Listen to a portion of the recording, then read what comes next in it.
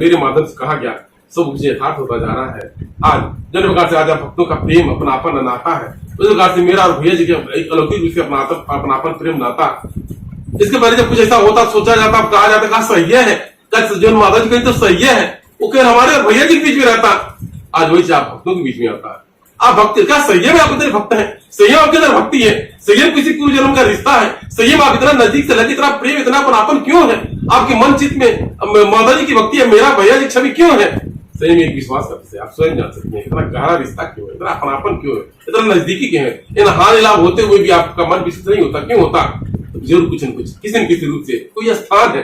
जो कहा जाता है जब राम जी का जन्म हुआ, तमाम कोल भीड़ भालू बंदरों का भी जन्म हुआ, क्योंकि लंका पर रावण से युद्ध करना था और कोल भीड़ भालू बंदर जितने देवी देवता थे, बंदर गोल भीड़ भालू बंदर बन के जन्मे थे, उन्होंने युद्ध में उनका साथ दिया और जब रावण का वध हुआ, ठीक है, माता जी का आगमन हुआ, मेरा मानव शरीर माध्यम बना, मेरा दरबार का परिवार माध्यम बना, भैया जी का शरीर माध्यम बना, और आप भगत जन किसी न किसी रूप में आप धर्म कार्य में सहभागी बन रहे हैं। मुझे यथार्थ दिखाई देता है, कहीं कहीं आपका स्थान है, कहीं कहीं आपका नाम मेरे जबान पर, मेरे वाणी पर बारंबार आता है, मेरे मन कर्म वचन में आता है, ध्यान में आता है।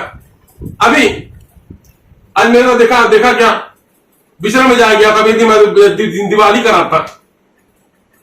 अब जब दिवाली आता है तो मेरा रात्रि भर पूरा भ्रमण चलता है, मतलब मुझे विश्राम में पूरा भ्रमण चलता है। मैं रात भर मुर्घट्टा में रहा गया, मुर्घट्टा तमाम जाप करे, तारा माता का साल पे गए होंगे, तमाम मतलब कलकत्ता में जगह जगह काली माता के जाप कर रात भर मतलब मुर्घट्टा में रह गया, मुर्घट्टा में रह गया, सब कोई मुर्दा चल रहा, पुकार तो मैं जाप कर रहा, चिल्ला रहा, तुम आज हमारा जवाब से मेरा वापस आया, इसी मेरा मानव शरीर गर्भ से जन्मा हुआ प्राणी है, ये गर्भ से जन्मे हुए के नाते उतना जानकारी होता है जितना जरूरत भर होता है। तभी जब वापस आया, जब मेरे को इस शरीर में वापस आ गया, इस शरीर को जब होश आया, लग रहा था कि सही मतलब हम मुर्घट्टा में बांटी। सवेरा प्रातः कल 4-5 बज गया था, मुर्घट्टा में बांटी, उसमें मेरे को मुंह ढक करके सोया गया था, क्या मुर्घट्टा में बांटी, चारों चीज फुगा था और कुछ होता तरीके से काफी देर तक, तो बाद में बाद में याद आया हम तब भवन में बांटी, ये तरीके से। यानी अलौकिक रूप से जगदम्बा मेरे मानव शरीर से जीवात्मा को लेकर के यानी चारों तरफ विचरण करती है, भ्रमण करती है, भक्तों भ्रमण करती है। ऐसा का मैं तो भैया बताया गया।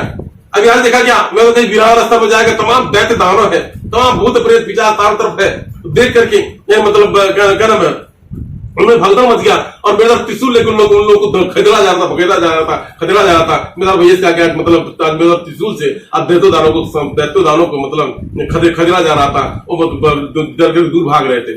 सही है, भक्तों के घर जाकर जो दुख दरिद्रा होता है, स्वयं जगदम्बा मेरे मानव शरीर के माध्यम से उसको दूर भगाती है।